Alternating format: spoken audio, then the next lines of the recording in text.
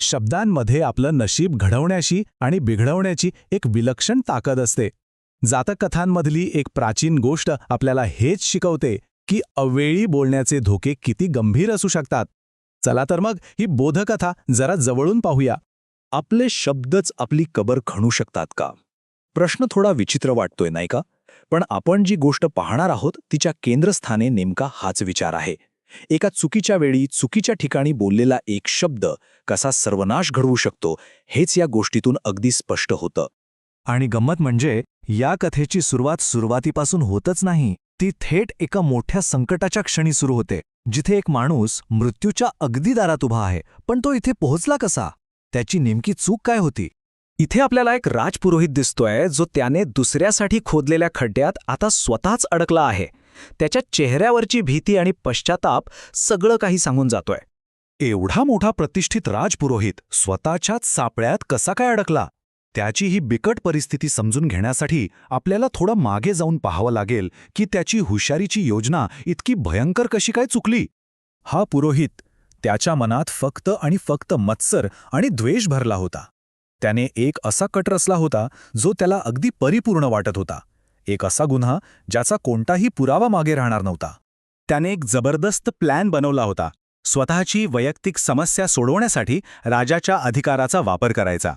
आणि सुरुवातीला त्याचा प्लॅन अगदी व्यवस्थित यशस्वीही झाला होता. पण मग इतका परफेक्ट प्लॅन फसला कुठे? गंमत बघा, प्लॅनमध्ये काहीच चूक नव्हती. चूक होती ती योजना बनवणाऱ्याच्या स्वभावात. त्याची जीभ त्याला शांत बसूच देत नव्हती आणि हीच त्याची सगळ्यात मोठी चूक ठरली. विजयाच्या ऐन क्षणी त्याला राहुलं नाही. त्याने बायकोसमोर फुशारकी मारली आणि बस, एका क्षणात सगळं गणितच बदललं. तिने लगेच तिच्या प्रियकराला सावध केलं आणि शहरातले सगळेच संभाव्य बळी पळून गेले. शेवटी उरला तो फक्त स्वतः पुरोहित. पण थांबा, गोष्ट इथेच संपत नाही. आणि इथे गोष्टीत एंट्री होते त्याच्या हुशार शिष्याची, तक्करीची. तो आपल्याला समजावून सांगतो की ही चूक फक्त त्याच्या गुरूची नव्हती, तर हा मानवी स्वभावाचाच एक भाग आहे. अवेळी बोलून स्वतःचा नाश ओढावून घेणं ही एक सार्वत्रिक चूक आहे. आपला मुद्दा पटवून देण्यासाठी तो काय करतो? तो छोट्या छोट्या पण एकदम मार्मिक अशा प्राण्यांच्या कथा सांगतो. या कथांमधनं तो दाखवून देतो की कसे छोटे मोठे जीवही केवळ एकाच चुकीमुळे स्वतःचा विनाश ओढून घेतात. आता त्या बकरीचाच विचार करा ना. बिचारीला चोरांनी बांधून ठेवलंय आणि ती आपल्याच नादात उड्या मारतीये. तिच्याच त्या निष्काळजीपणामुळे एक चाकू समोर येतो जो तिच्या मृत्यूचं कारण ठरतो. किंवा तो पक्षी बघा, अरे रे, चांगल्या हेतूने 2 भांडणाऱ्या मेंढ्यांमध्ये मध्यस्थी करायला गेला आणि नाहक मारला गेला. त्याची अवेळी केलेली मध्यस्थीच त्याच्या मृत्यूला कारणीभूत ठरली. पण ही कथा फक्त काय बोलू नये हेच सांगत नाही, तर योग्य वेळी बोलण्याचं सामर्थ्य काय असतं हेही दाखवते.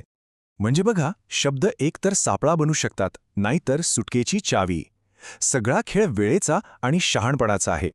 आता गोष्ट एका वेगळ्या वळणावर येते. गोष्ट आहे 2 गंधर्वांची. एक राजा त्यांच्याकडून गाण्याची मागणी करतो. पण ते शांत राहिल्यामुळे राजाला प्रचंड राग येतो आणि तो त्यांना रात्रीच्या जेवणात शिजवण्याचा आदेश देतो.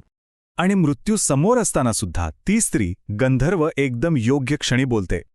गाण्यासाठी नाही, तर आपल्या शांततेचं कारण देण्यासाठी. तिच्या या शहाणपणानं राजा खुश होतो आणि तिचा जीव वाचतो. एकाचा जीव वाचला, पण दुसऱ्याचं काय?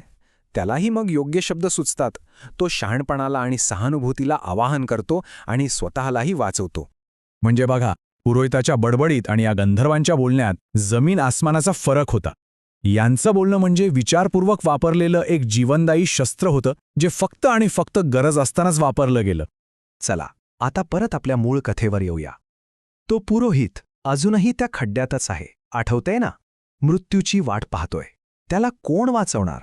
तक्करीने आपल्या गुरूला शब्दांचं महत्त्व तर पटवून दिलं होतं, पण आता फक्त बोलून काहीच होणार नव्हतं. आता वेळ होती कृतीची, आणि तीही योग्य वेळी करण्याची. आणि बघा, तक्करी किती शहाणपणानं वागतो. तो फक्त योग्य वेळी बोलतच नाही, तर योग्य वेळी शांत राहून कृतीही करतो. शब्दांचा वापर त्याने शिकवण्यासाठी केला, तर मौनाचा आणि कृतीचा वापर त्याने जीव वाचवण्यासाठी केला.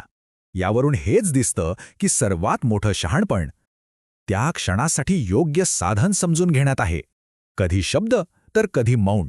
मग या सगळ्या गोष्टीतून आपल्याला काय शिकायला मिळतं? याचं सार काय? तर ते एका शक्तिशाली विचारात दडलेलं आहे. ही कथा आपल्याला आठवण करून देते की आपले शब्द एकतर सापळे बनवू शकतात किंवा नवे दरवाजे उघडू शकतात. एक चुकीचा शब्द विनाश घडवू शकतो, तर एक योग्य शब्द जीव वाचवू शकतो. निवड आपल्याच हातात आहे.